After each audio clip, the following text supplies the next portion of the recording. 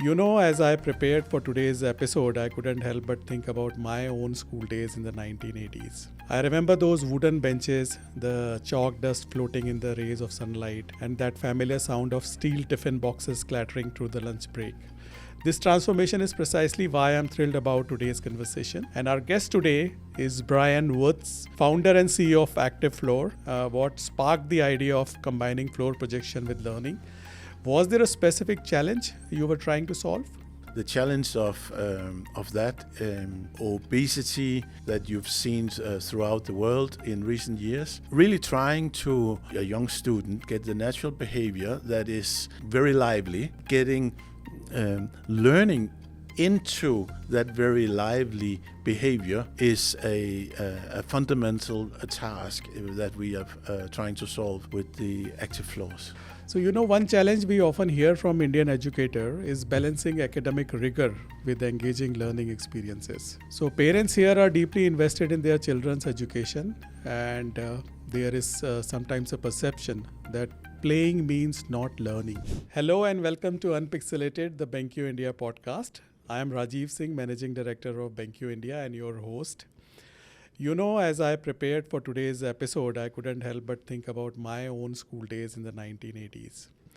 I remember those wooden benches, the chalk dust floating in the rays of sunlight, and that familiar sound of steel tiffin boxes clattering through the lunch break. Most of us learned by sitting still, copying from the blackboard, and memorizing our lessons. But nowadays, a modern Indian classroom can look like something from a science fiction of my childhood. Imagine a 6-year-old learning about the solar system by literally walking through a virtual space, their feet creating ripples of stardust on the interactive floor. Laughing and learning, completely immersed in their lesson, and it's really amazing. The further we go, we are not just changing how we teach, we are fundamentally transforming what a classroom can be. This transformation is precisely why I'm thrilled about today's conversation. And our guest today is Brian Würtz, founder and CEO of ActiveFloor, a company that's pioneering moment-based interactive technology in education. Under Brian's leadership, ActiveFloor has garnered international recognition, including the prestigious Best of the Bet Award in London and the Best Product to Promote Fitness, Sports and Health in the Classroom at GESS Awards in Dubai. And welcome to Unpixelated, Brian. Thank you. Thank you very much. Thank you for having me. It's a pleasure. So for the first question to you, Brian, before we dive into the technology, I would love to hear about that moment of inspiration, what sparked the idea of combining floor projection with learning. Was there a specific challenge you were trying to solve? So there is always many exciting challenges, and being an entrepreneur and playing with things, there's always areas that you can work to improve.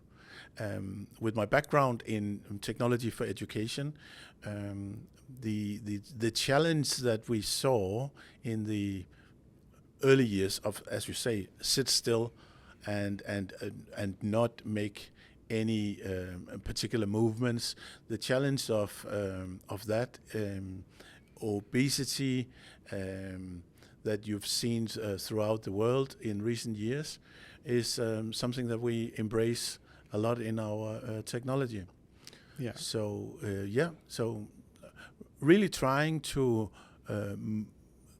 get the natural behavior of a young child or a young student, get the natural behavior that is very lively, getting learning into that very lively behavior is a fundamental task that we are trying to solve with the ActiveFloors.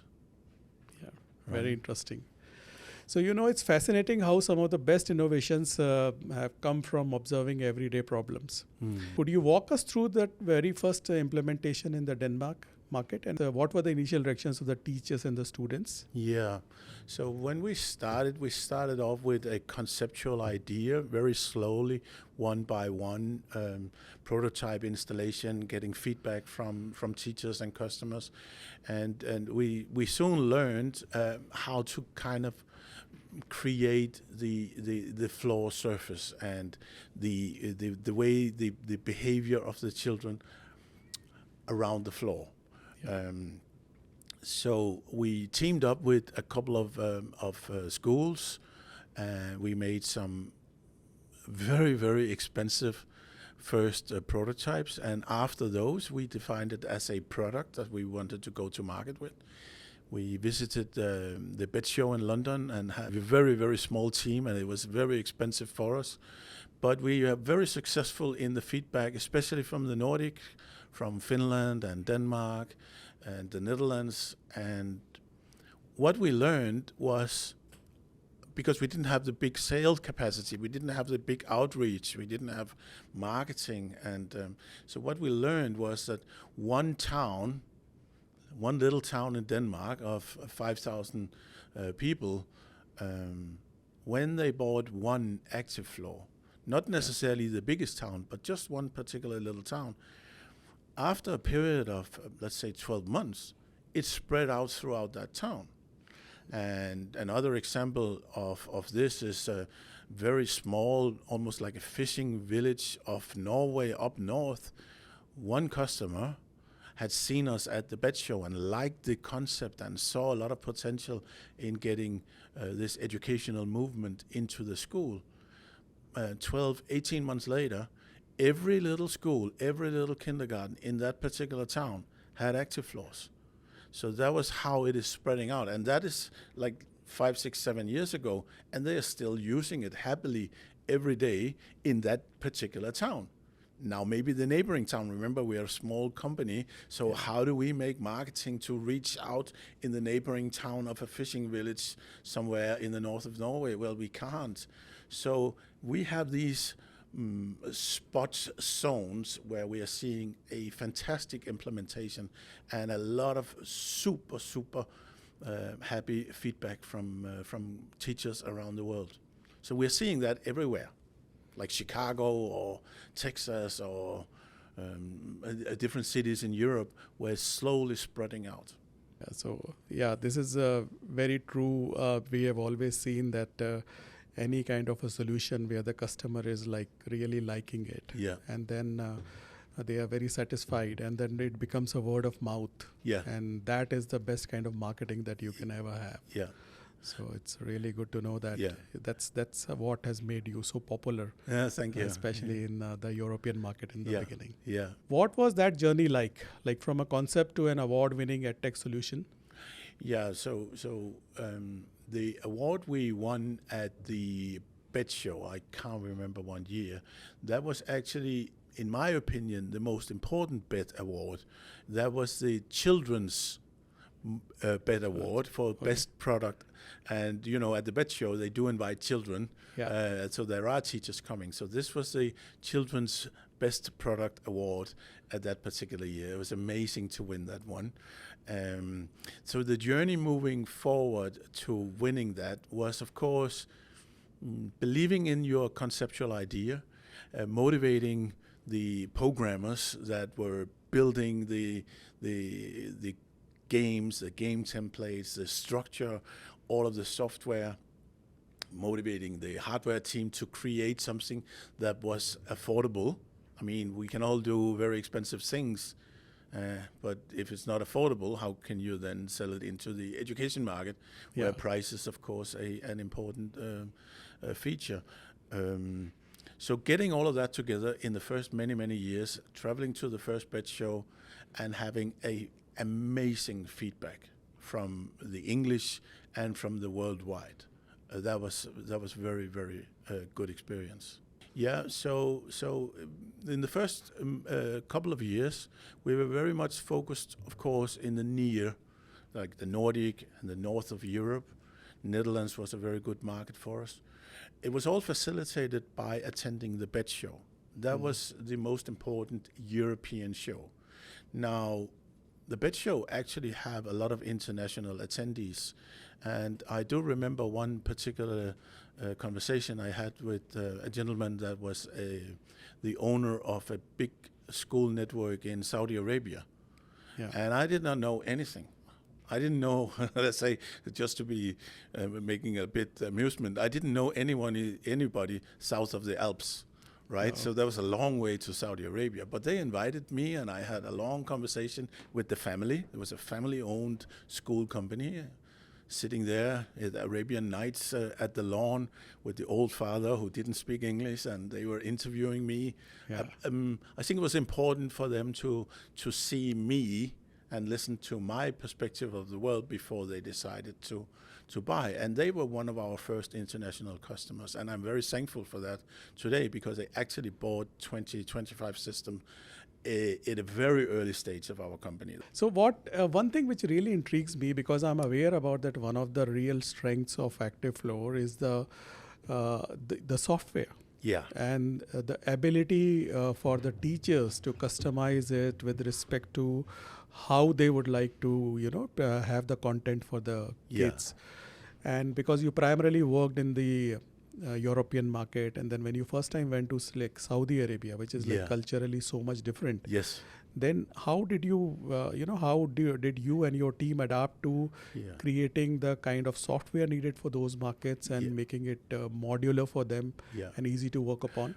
Yeah, so this is a very, very important aspect of the ActiveFloor, or an educational international company. Yeah. Right? Our goal is to be an education company. Yeah. We're not necessarily like a hardware supplier. We are an educational, and we want to be international. So the first thing you have to accept is that culture is different. Language is different, right? In Saudi Arabia, or across the border into Israel, or up into Italy, they have their language, they speak their mother tongue, they have their own history. We can't. I'm from one very, very small country of Denmark with only 5 million people. Yeah. If I were, imagine that I could sit in Denmark and code my way to educational content. Yeah. How would I know what is relevant for a little child in Sicily? Yeah. I don't. I can only teach the historical kings of Denmark and how our flag came, and 1 + 1 is 2 all over the world. Yeah. But everything else is local. Different. Everything else is localization, is culture, it's language, and how did we do that? So the way that we adapted our system is that all of the online gamification programs is actually based around templates, very customizable templates in the core of the template. But the content that the template is providing on the floor comes from a content server we call MyFloor. And MyFloor is a web environment where teachers from all over the world can log on. They can search through a big community of games that are already developed, either developed by individuals without any proofreading, or it can be verified. It can even be verified down to a particular curriculum for a country and a language. And this is how the system works, that you search or you create your own content specifically for your location. And I have to say that we really achieved that, and it's very, very powerful. And you can see on the system from Indonesia to Singapore to Vietnam, all the languages are different, right? All the curriculum is different, and that is in the system, free of charge for customers to use on their individual ActiveFloor. And I suppose that because there would be continuous development taking place about the content. So once a customer buys this solution, do they have an option of getting a real-time or a periodic update about what is new coming up into this? So how does that work? So that works with when you buy an ActiveFloor, You get, of course, all the hardware, all of the necessary elements of the hardware. You get all the content and the games that are available at the time of your purchase. Yeah. A little bit like a smartphone. When you buy a smartphone, yeah. right, there are some apps on it, Yeah. but 2 weeks later, your smartphone is completely different from mine because we go in different directions. Yes. So when you start with an ActiveFloor, you get a default ActiveFloor for your country. Yeah. Right? There's a default for your specific country or for your specific vertical, whether you are a hospital or a kindergarten or a secondary school, you get a default floor. Yeah. After that, in the first year, you either develop your own content or you search and translate and modify other people's content. Yeah. And you save that to your floor. And it's yours forever. Yeah. Now, after the first initial 12 months or 36 months, depending on how you purchase. Yeah. I want to come back to that, but let me continue. Yeah. After the first 12 months, you as a customer can decide whether you want to renew and get access to new games and new templates. So we actually have a team that are creating new content and new templates every day. Yeah. And of course, that comes as a subscription. Yeah. If you don't like that, if you don't have the funding available for the subscription, if you are in a scenario where you don't need new content, you don't have to pay the subscription. Perfect. Everything that you had the first year stays on your system, and it can run forever. Yeah. Part of the subscription is, of course, also service and support and maintenance, but it's entirely up to the customer to decide whether they want to continue receiving new content. It's really good to have this kind of flexibility for the customer where they can choose after the subscription, initial subscription period is over, whether they want to renew this and get access to the new content and then continue like that. Yeah, very interesting. So Brian, about the usage of ActiveFloor in the classroom, can you explain about how does it really work in the classroom or in a school context? Yeah, of course. So it's based around a video projector or a data projector. And normally, and I'll try to show this with my hands, normally you have a projector making an image onto the wall or onto the whiteboard. Yeah. But in our scenario, we twisted it so that the projector is now pointing towards the floor. Yeah. We made a wide floor, and we made some technology next to the projector that is actually censoring the feed and the tracking of the student and their behavior on the floor. So these things together make an enormous big tablet look-alike on the floor, where you are then projecting the learning apps and the content that the teacher has selected. Yeah. So it's an in-room installation projector-based solution, as we know for so many years in education content. But here, flipped so that it is projecting onto the floor.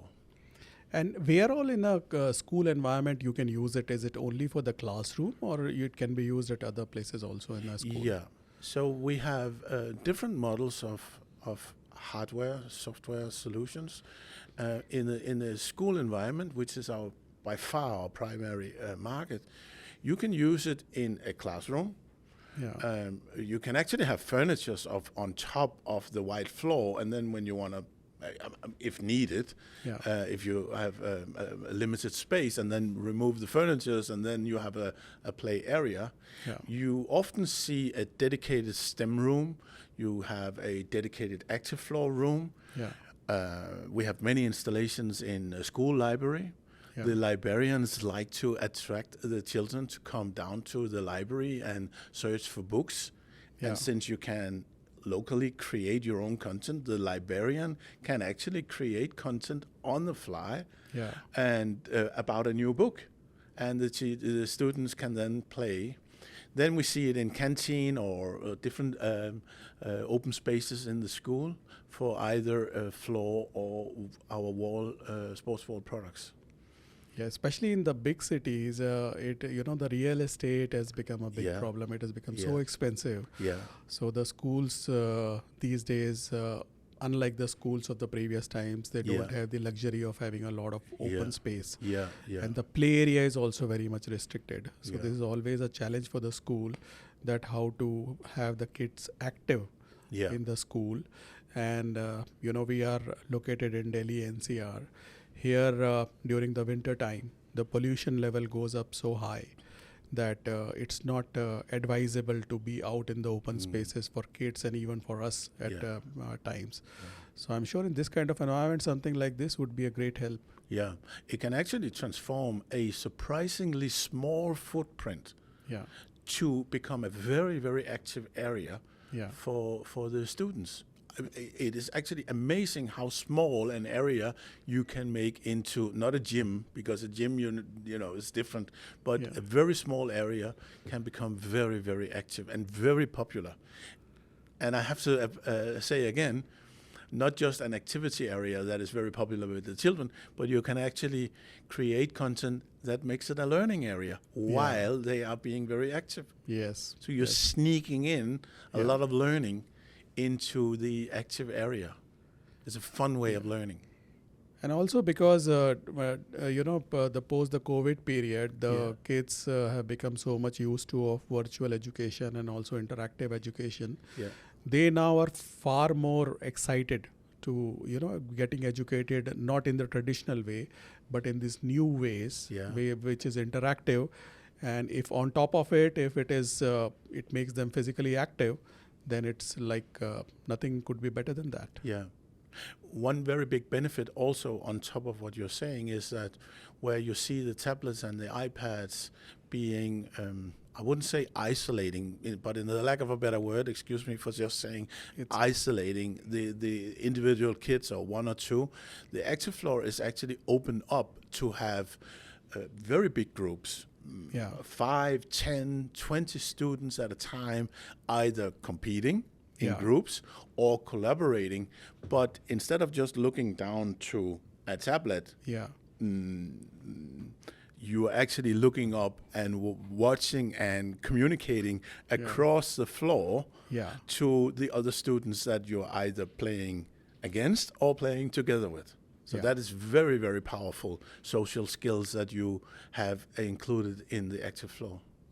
Sounds so exciting. Yeah. It's such a nice thing to be a kid today and being able to learn like this in comparison to how we learned 30 years It was back just and all. sit still, be quiet, and learn. Yeah.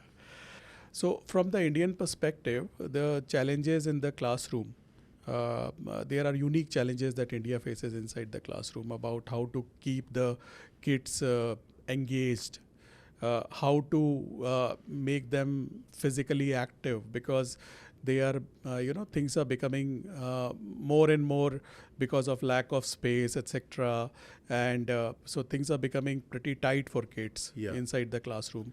So how something like Interactive Floor can help them learn better? Yeah. So what you see is that since we have a lot of movement, a lot of excitement working on the ActiveFloor, and ActiveFloor is typically installed in a school in a particular area. There can be several ActiveFloors throughout the schools.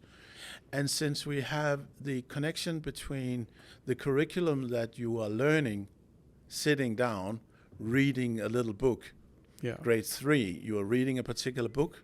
Inside this book, there are emotions and names, and there's a storyline. The teacher of the class can very easily go onto the MyFloor software and create a little game about what the children are learning in the book. So they can sit down and learn, but then they can run down to the ActiveFloor together with the teacher and play games that are specific to the content of the book. And now that's a very, very good connection between sitting and learning and having the purpose that if I want to play and be good at the game with the activity, I need to read the book because I need to know the answers to the game that my teacher has created.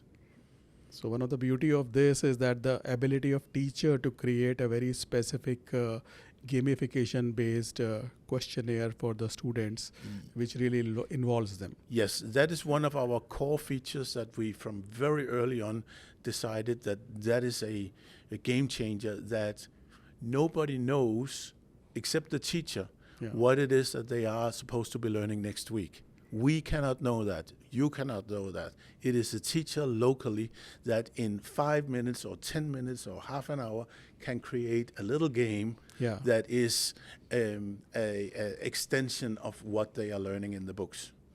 Okay, and all of this is then saved in the system. Yes, it is. So after creating, it is available to the to that particular teacher and maybe to the whole school.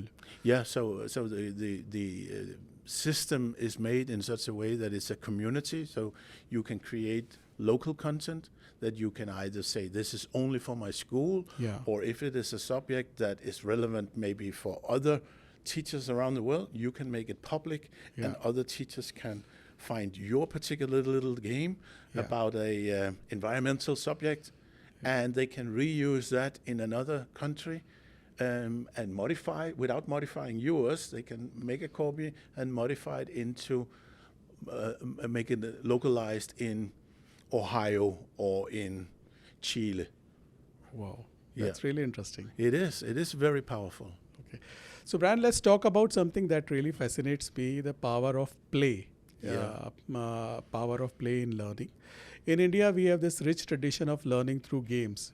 From ancient board games like Pachisi, you may not be aware of this, but it's very popular in India, that taught strategy to hopscotch pattern drawn in the courtyards. They'll help children learn numbers. So how do you see the modern gamification building upon these traditional approaches? Yeah, so personally, I'm obviously not India, and I'm not familiar with these particular games that you're talking about. But actually, board games on a table has been a very big inspiration for us. And in our company, we actually have evenings where we just play board games just to get inspiration. And it would be, I would love to have the opportunity over the next period of time to maybe implement some India-based board games into the ActiveFloor. So the thing is that with the ActiveFloor, we always take the learning element from the MyFloor system, but the game flow is from a game development where classic board games can be a very good inspiration. Something which also intrigues me, that learning is of course one thing, but what particularly, how do you really manage to incorporate assessments into these gamified experiences? And in the Indian context, where examinations play such a crucial role, how can teachers use this technology to track and measure the learning outcomes? So the way that we have built in into our system something we called learning pathways, where it is not just a game or one learning experience, but it's a whole long list of games all targeting a common learning goal. And you do that by initiating the initial learning level. You start off one game where you're measuring what is the level of understanding prior. Then you run through this long list of learning games, and then you actually evaluate after they've taken all the particular games. On the ActiveFloor, we have what we call a teacher guide. And the teacher guide is a teacher-to-teacher communication tool that when you, as a teacher, walk up to an ActiveFloor, and it is more in-depth learning, there's a barcode in the top corner, and you as a teacher, you can scan that barcode, and then you get the instructions that can be either on your phone, or you can also print it out, and there can be a lot of printed material. So you will never be in a situation when you are using these particular verified learning pathways, you will never be in a situation where you get surprised as a teacher what is happening, because there is a teacher guide Yeah. So standing there with 20 8-year-olds, 9-year-olds, and you don't know what is happening on the next game, that can be a little bit problematic for a teacher. So the whole teacher guide system that guides you through a process is very, very helpful. And it's on the QR code right on the floor. That's very interesting. Looking ahead, Brian, what excites you most about the future of interactive learning, especially considering that the rapid technology advances that we are seeing in projection and sensing technologies? So what excites me? So the thing that excites me is that from my childhood, what I had difficulties with as an individual by sitting still, and that at that point in time, it was supposed to be that there was one learning style per human, right? And now it is common knowledge that there are many different preferences in how you want to learn, and using the technology to let the children have their individual learning styles and adapt that into the environment of the school, that gives room for those children that not necessarily are learning the best by sitting still in the classroom. That's very powerful. Yeah, Yeah, very much. that thrills me a lot. Yeah. At BenQ India, we have set ambitious goals for transforming educational spaces. How do you see our collaboration with ActiveFloor contributing to this vision, and particularly in making technology-enabled learning more accessible?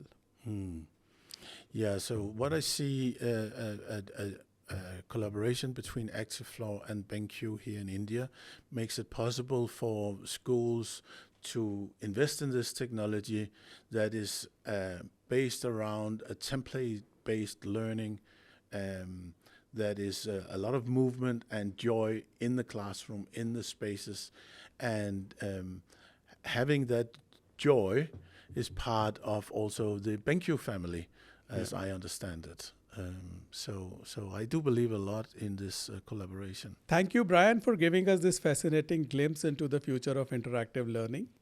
Your insights and stories have been really incredible. And I am sure that your association with BenQ India will be very fruitful for all the education segment in India to experience this great solution that you have created, which is pretty unique and which is really adding value to the way our kids today and in future are going to learn. To our listeners, thank you for tuning into another episode of Unpixelated. Keep exploring, keep creating, and stay tuned for more conversations that go beyond the ordinary. This is Rajeev Singh signing off.